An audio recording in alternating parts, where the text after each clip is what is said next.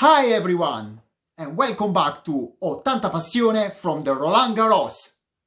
There was the first sunshine today on the Philippe Chatrier, where Novak Djokovic had his win number 70 at the Roland Garros, the same of Roger Federer, and is the second player with the majority of wins in Paris.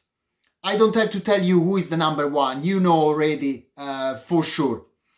So just going back to Nole, he won in 3 easy sets wearing a nice red outfit and he beat basically the Lithuanian Berankis for 6-1, 6-2, 6-2. But there were some upsets today for the men and the women. For sure, the biggest one was the one that saw Denis Shapovalov losing after 5 hours in the 5th set, after the Canadian basically served for the match for 2 times on 5-4 and 6-5 in the 5th. After the match, during his press conference, Denis Shapovalov was very upset. He complained and criticized a lot the Roland Garros organization, saying that they are not doing a good job, the bubble doesn't exist, and the schedule is terrible. I don't know if probably was a result of his frustration. Of course, he went back on the fact that, according to him, these new Wilson balls are not suitable for a tournament on clay, in particular during this time of the year with such a heavy weather condition.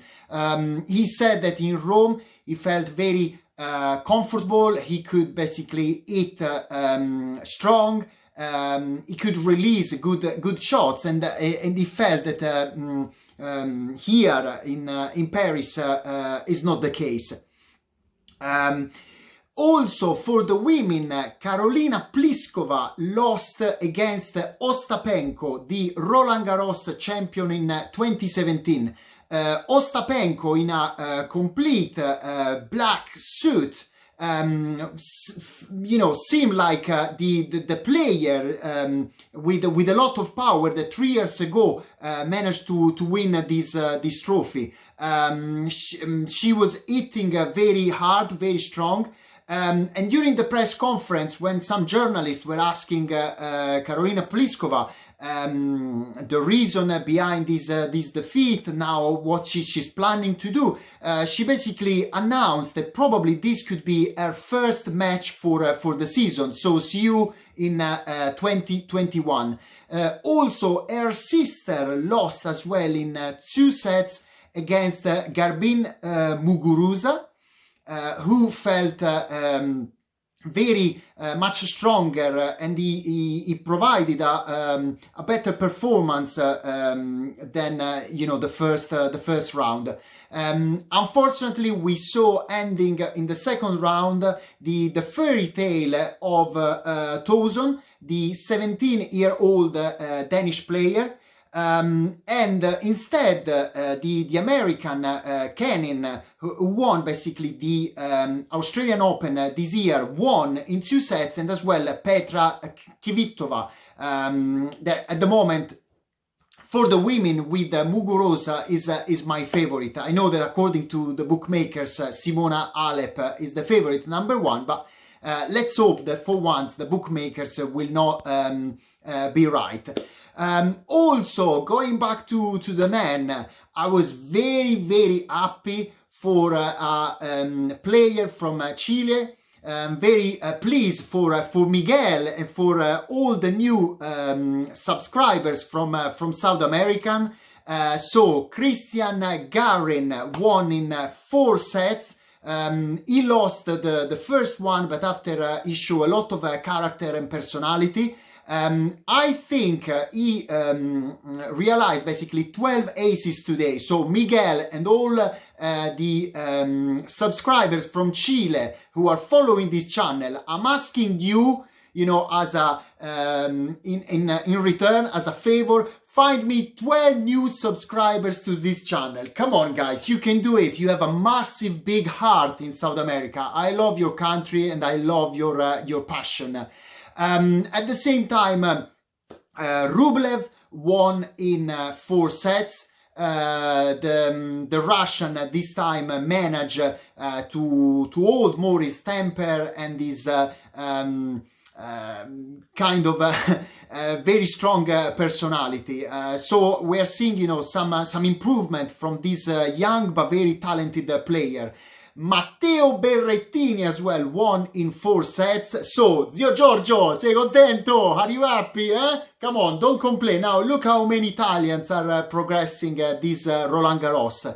Roberto Bautista Agut won in 3 sets. I'm very pleased, I'm very happy for him. Is, I think, one, if probably the most underrated player in the tour.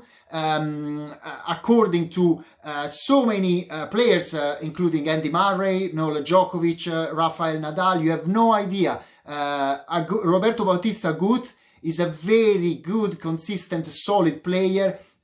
Probably, fun enough, even being Spanish, his better results are on hard court and grass, but I think keep an eye on Roberto.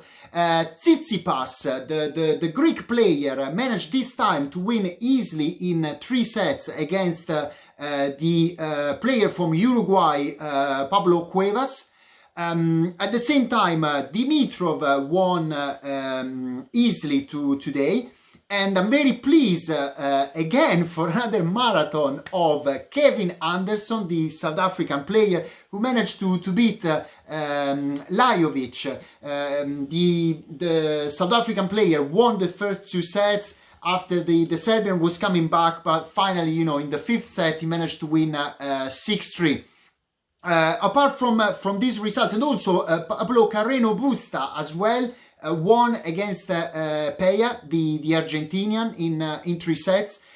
He seems quite solid. Let's not forget that he played the US Open, you know, the semi-final, and he lost in 5 sets against Alexander Zverev. So as well, Pablo Carreno Busta is a player to be taken into consideration for that side of the draw.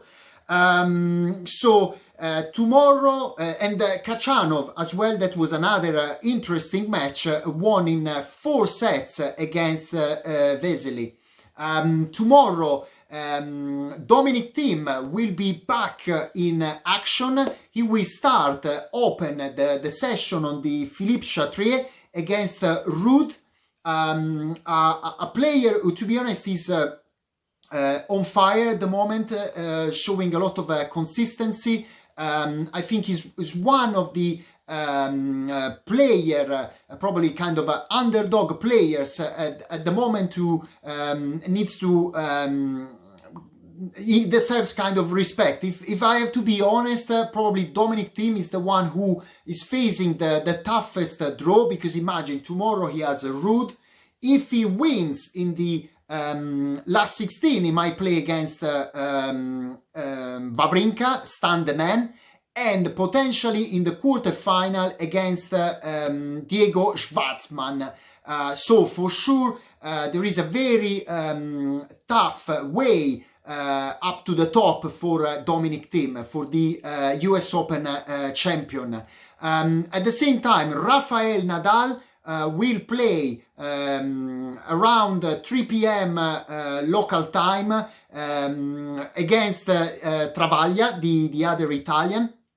Let's see if Rafa will manage to improve his level, as he mentioned, you know, in the press conference over these days. He said, at the moment I need to improve my percentage of first serve, as well try to be as aggressive as possible with my forehand. That for sure is the indicator, you know, the thermometer of his game. If Rafa is confident with that shot, in particular with the forehand down the line, you can understand if he's almost at the 90-100% of his level.